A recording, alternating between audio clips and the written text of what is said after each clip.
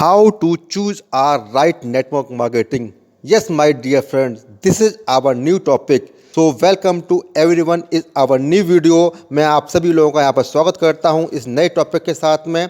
बहुत सारे लोग मेरे से क्वेश्चन पूछते थे, कमेंट में आता था मेरे लिए कि हमें किस तरह से एक अच्छी कंपनी का चुनाव करना चाहिए, हमें कौन सी नेटवर्क मार्केटिंग करना चाहिए। तो मैं आपके सामने एक नया वीडियो लाया हूँ जो मैं आपको कुछ बातें शेयर कर रहा हूँ, कुछ पॉइंट को शेयर कर रहा हूँ। प्लीज़ उसको ध्यान रखिएगा जिससे आप अपनी इस कंपनी को अच्छी कंपनी लेकर चलें। तो मैं सबसे पहले आपसे रिक्वेस्ट करता हूं कि आप मेरे इस चैनल पर नए हैं तो प्लीज़ मेरे इस चैनल को सब्सक्राइब कीजिए, लाइक कीजिए, शेयर कीजिए। और मैं उम्मीद ये करता हूं कि आप उन लोगों तक इस वीडियो को पहुंचा है जो सही मायने में इनकी रिक्वायरमेंट है।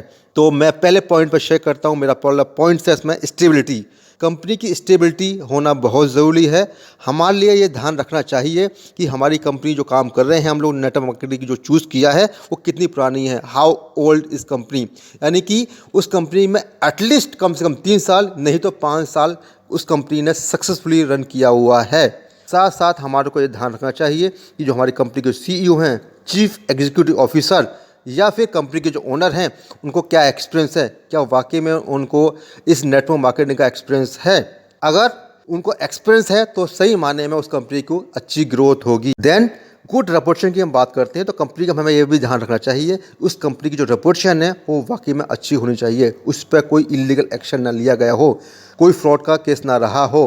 एंड देन हमारे को ये भी ध्यान रखना चाहिए कि कंपनी की जो डॉक्यूमेंटेशन हैं, जो पेपर्स हैं, जो लीगल डॉक्यूमेंट चाहिए वो कंप्लीट फुलफिल कर रही है नहीं, क्या टैक्सेशन में कंप्लीट उसे रखा हुआ है। ऐसे नहीं होना चाहिए कि उसने कभी टैक्स न दिया हो। आज के टाइम में कुछ कंपनी ऐसी भी आई थी यहाँ पर जो है जिन्होंने टैक्स को पूरा पे नहीं किया, उस पर बार बार बैन लगाए गए, बार बार उस पर रोका गया।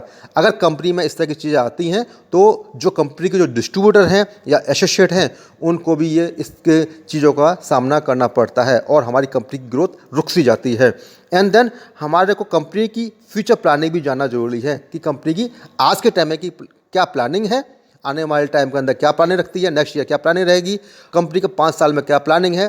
क्योंकि अगर कंपनी अपने आप को प्लान कर रही है तो जब कंपनी की ग्रोथ होती है तो ऑटोमेटिकली जो कंपनी के जो डिस्ट्रीब्यूटर हैं, इंडिपेंडेंट वर्किंग करने वाले हैं, कंपनी के जो पार्टनर हैं, उनकी ऑटोमेटिकली ग्रोथ होनी ही होनी है। तो हमें ये पॉइंट को ध्यान रखना चाहिए। सेकंड पॉइंट मैं शेयर करता हूँ आपके सामने पे प्लान। क्योंकि जब हम कंपनी में काम करेंगे तो हमें हर इंसान को पैसा चाहिए। पे प्लान में कंपनी के जो डिस्ट्रीब्यूटर हैं, जो एसोसिएट हैं, उनको किस तरह से पैसा डिस्ट्रीब्यूट हो रहा है, क्या वो सही माने में फेयर डिस्ट्रीब्यूशन कर रही है। ऐसा नहीं कि कंपनी बोल कुछ और रही है, पे कुछ और कर रही है। ये क्लियर होना चाहिए कि हमें कितना पेमेंट आ रहा है। जो ऑलरेडी इसमें कंपनी में काम कर रहे हैं उनको टाइम से पेमेंट हो रही है, ऑन टाइम पेमेंट हो रही है, ये भी क्लियर होना चाहिए।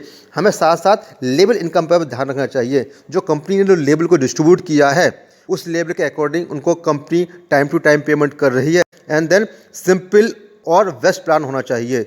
जब हम कंपनी का प्लान को सुनने जाते हैं तो हमारे को इजीली समझ में आना चाहिए, सिंपल वे में रहना चाहिए, टिपिकल नहीं हो कि हमें इसे याद करना पड़ रहा है, जिससे हम जब किसी को प्लान देने जा रहे हैं तो उसको भी आसानी से समझ में आ जाए। जितना ज़्यादा कंपनी का प्लान सिंपल होगा, बेस्ट होगा, उतने साथ हमारे साथ में लोग काम करने वाले पार्टनर मिलेंगे या हमारे साथ कंपनी का एसोसिएट मिलेंगे। थर्ड पॉइंट मैं यहाँ पर आपका शेयर करता हूँ, एक्सप्लेन प्रोडक्ट एंड सर्विस।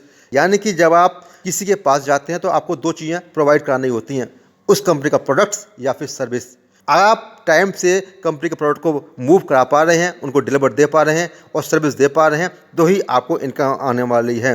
कई बार कुछ कंपनियों में ये चीज़ लैक ऑफ प्रोडक्ट्स और लैक ऑफ सर्विस के बारे में मिलने को मिलता है कि इस कंपनी के टाइम से प्रोडक्ट नहीं मिलते या सर्विस नहीं मिलती, या जो एसोसिएट हैं उसमें कुछ लैक ऑफ चीज़ें रहती हैं, सही चीज़ें हैं तो कंपनी उसको अच्छी ग्रोथ नहीं दे पाती। तो हमारे को ये ध्यान रखना चाहिए कि इस कंपनी के जो प्रोडक्ट्स हैं उसकी डिमांड मार्केट में है या नहीं, वो उसके जो प्रोडक्ट्स हैं वो टाइम से डिलीवर हो रहे हैं, जो आपके कंज्यूमर हैं उनको हम समय से प्रोडक्ट्स को पहुंचा पा रहे हैं।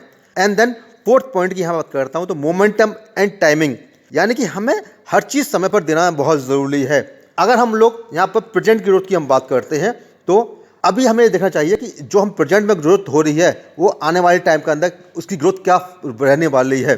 टाइमिंग की बात करते हैं यहाँ पर जो है तो हमारी 3 तरह का हमें ध्यान रखना जरूरी है। प्रेजेंट के साथ साथ हमें ध्यान रखना चाहिए कि मंथली उसकी ग्रोथ क्या है, एंड देन क्वार्टरली ग्रोथ क्या है और एनुअल ग्रोथ क्या है। हमें टाइमिंग का मोमेंटम रखना बहुत ज़रूरी है।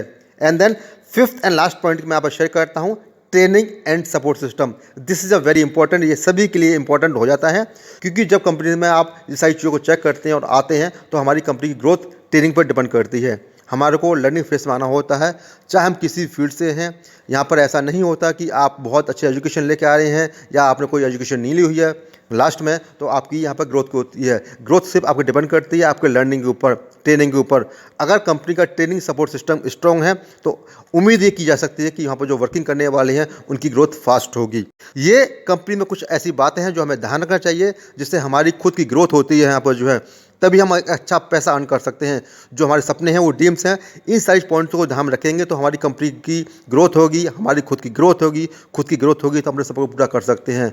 तो मैं इस टॉपिक को यहीं पर एंड करता हूं और वीडियो को यहाँ पर समाप्त करता हूं, और मैं आपको मिलता हूं एक नई वीडियो में नए टॉपिक के साथ में। तो thank you very much, see you soon, bye.